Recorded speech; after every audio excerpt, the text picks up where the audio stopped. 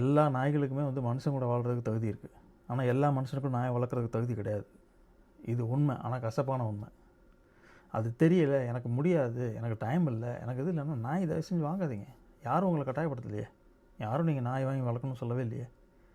அங்கேருந்து ஆரம்பிச்சு வச்சுட்டு நாய் கடிக்குது, நாய் இது பண்ணுது, வெளியில் கொண்டு போய் தெருவில் கொண்டு போய் விடுற டாக்ஸை குறைங்க. இப்போ நீங்கள் ஒரு தெருவில் இருக்க நாய்கள்னு எடுத்து பாருங்கள், அதில் 1-2% வீட்டிலேருந்து விரட்டி விடப்பட்ட நாய்கள் இருக்கும், கட்டாயமாக இருக்கும். அதில் எந்த மாற்று கருத்தும் கிடையாது. அடுத்தது adoption and public awareness. Adoption, இந்த மாதிரி ஷெல்டர்ஸ், சின்ன சின்ன ஷெல்டர்ஸ் ஏதாவது இருந்தது, இப்போ ஆல்ரெடி இருக்கிற ஷெல்டர்ஸ்லேருந்து ரெஸ்கியூ பண்ணி டாக்ஸை வளர்க்கலாம் உங்களுக்கு விருப்பம் இருந்தால். அதுவும் கட்டாயம் கிடையாது.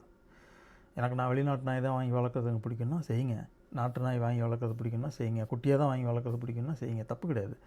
ஆனால் இந்த ரெஸ்கியூ டாக்ஸ் இது வந்து நம்ம லைஃபுக்கு ஒரு பெரிய ப்ரீஸாகவும் இருக்கும். அதுக்கான அவேர்னஸை ஏற்படுத்தலாம். கவர்மெண்ட் வந்து அட்வைஸ் பண்ணலாம். ஒரு காலத்தில் 1990s, end of 1990s, early 2000s இந்த மாதிரி டைமில் வந்து நிறைய பெரிய மூவி ஸ்டார்ஸ் வந்து போலியோ வேக்சின் அவேர்னஸுக்காக வந்து ஃப்ரீயாக நடித்து கொடுத்தாங்க நிறையா அட்வர்டைஸ்மெண்ட்டில். அதே மாதிரி இப்போ இருக்கிற அனிமல் ஆக்டிவிஸ்ட் பெரிய செலிப்ரிட்டிஸ் ஒரு 4 ஆட் பண்ணி இந்த மாதிரி ஒரு 4-5 பாயிண்ட்டை சொல்லி சொன்னாங்கன்னா பீப்புள் கண்டிப்பாக கேட்பாங்க.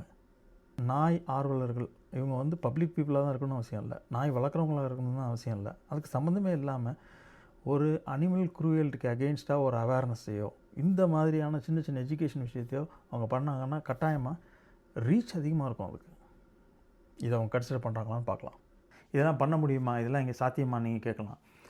10 லட்சம் நாய்களை நீங்கள் இடம்பெயர்க்க முடியும்னா இது சாத்தியம். அதே மாதிரி 10 லட்சம் நாய்களை நீங்கள் வருஷக்கணக்காக நீங்கள் பார்த்துக்க முடியும் அப்படின்னு நீங்கள் நினச்சிங்கன்னா இது கட்டாயமாக முடியும்.